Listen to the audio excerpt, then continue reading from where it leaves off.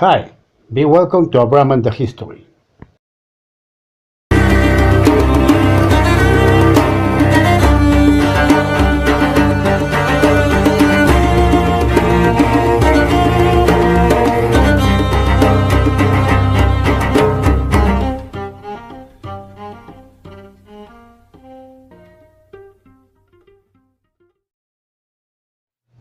The two great gods, Tezcatlipoca and Quetzalcoatl, made the Lady of the Earth Tlatecuhtli down from heaven.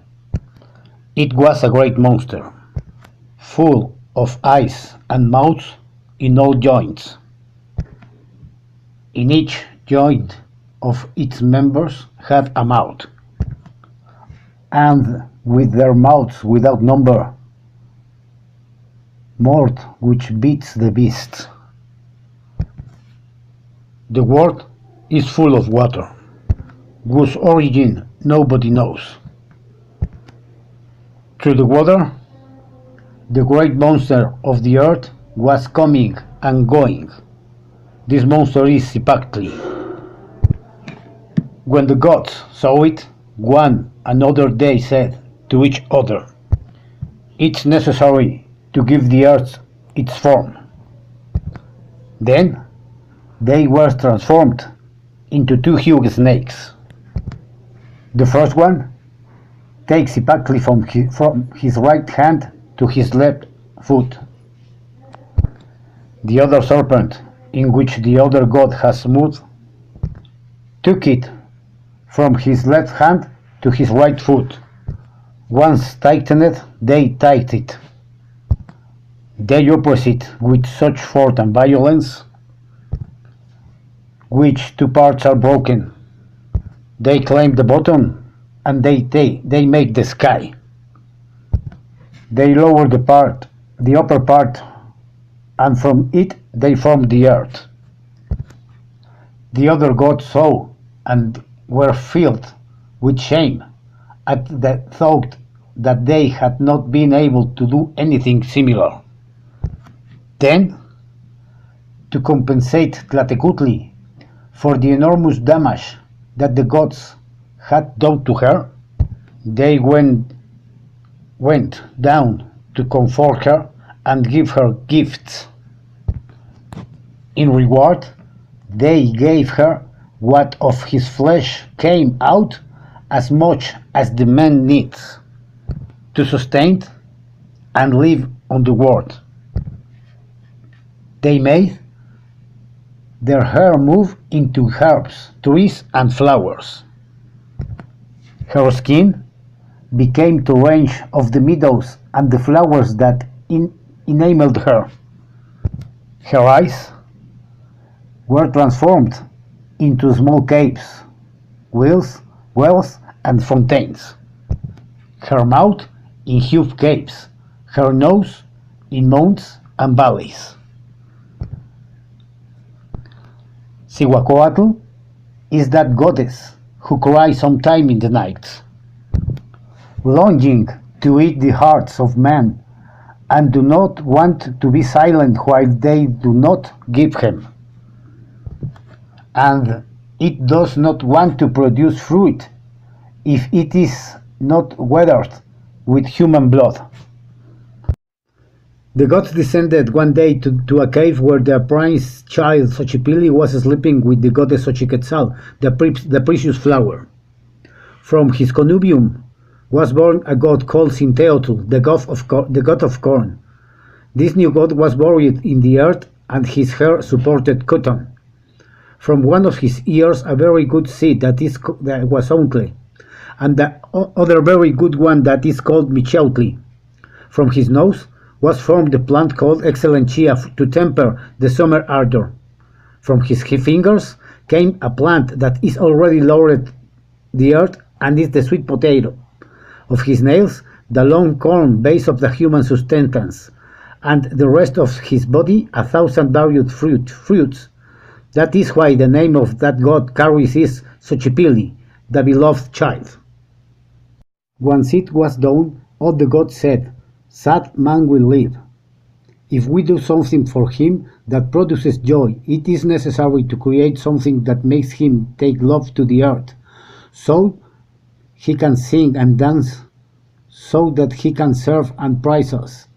Heard that Tezcatlipoca, the god of the wind, and began to ponder where he could find what the gods asked for, and the memory of a beautiful maiden named Mayagüel came to his memory.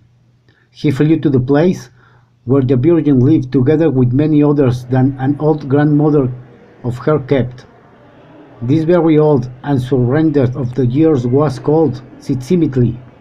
When Tezcatlipoca arrived, they were all asleep, because he went to wake up Mayagüel, and told her, "In search of you I come, because I have to take you to the world." The maiden consented to go with him to earth. When the god of the wind took her and on his back and under her to the earth. When they touched the earth, they immediately transformed into a beautiful and stout tree that would have been in two large branches. One of the precious willow was the branch of the god of the wind, the other was Tezcatlipoca, the branch of the flower tree, and the branch of the maiden.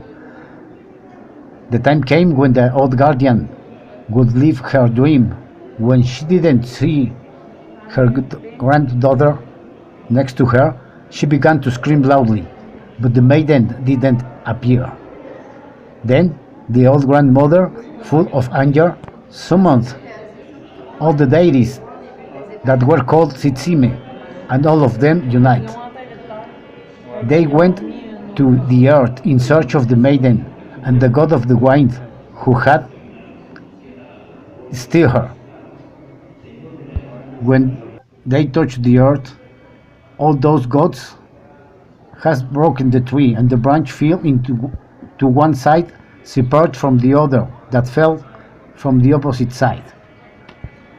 When the old woman saw the branch of the flowering tree, she immediately recognized Tezcatlipoca, and full of horror she destroyed it and gave each deity a part of its members. The gods devoured the precious willow branch. The god of the wind was not touched by the gods, but it was left there abandoned. When the malevolent gods returned to the heights, Tezcatlipoca, the wind of the god of the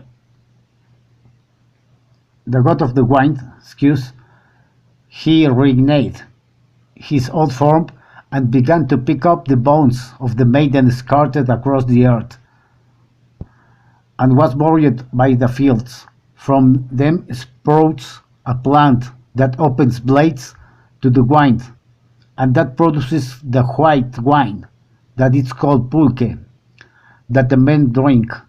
Good and delicious is it, and it drunk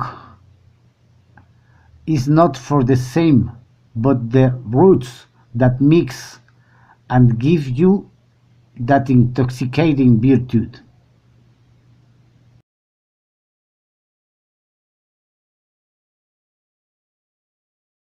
One day in the morning, an arrow sent from the sky. It was the sun.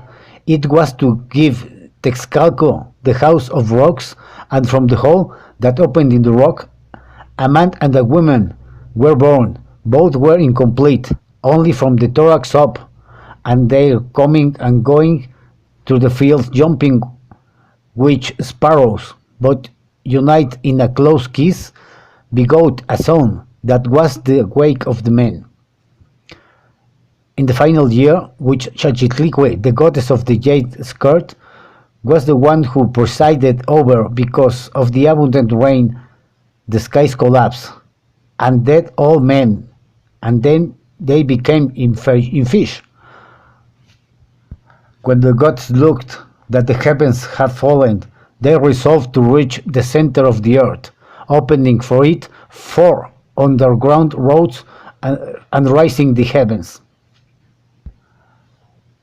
And to enter those roads to rise the heavens, to hold the skies, they made 4 characters whose names were Cuauhtémoc, the low eagle, Izcoatl, the snake of obsidian nymphs, Izcalli, the resurgence, and Tenuche, the one of the flower sharp.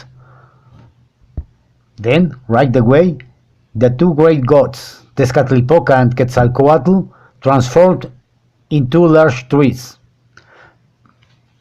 The Tezcatlipoca's tree was called the mirror tree, and the Quetzalcoatl's one was called the precious tree. Between these two trees and those four men raised the sky and held it as it is today. And when they walked longer to trace the path of whiteness that we admire in the sky.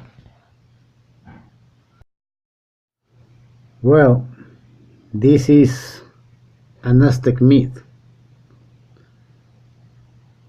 We read it from an old manuscript from the 16th century.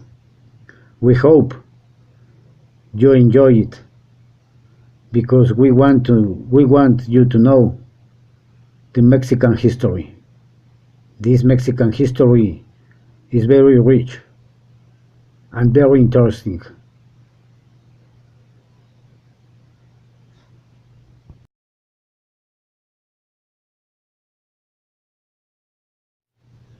So, we hope you enjoyed this video. We are going to make too much videos about Mexican history and Mexican culture, his myths and his legends. Thanks for watching. See you later. Bye.